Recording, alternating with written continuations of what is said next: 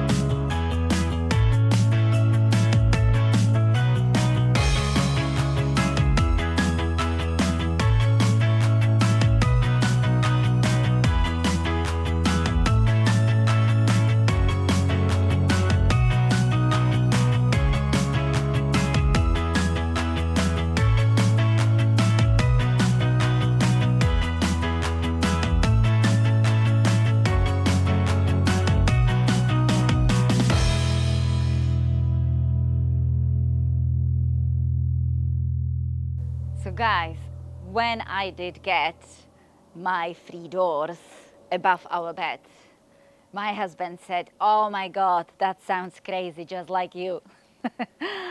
I know, but I thought that needs to be even more. So I went to the shop and I got my special Scrabble letters. I glued them on and I wanted to feel focus, knowing that everything is going well, my art is doing well.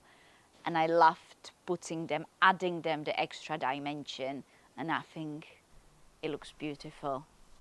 I think, guys, they're actually amazing. Would you not say so? Almost there. I think we all of us feeling we are almost there. So why not? And that's me. Hi! And that's both of them together. I think they look rather pretty. So thank you for watching. Please like and subscribe.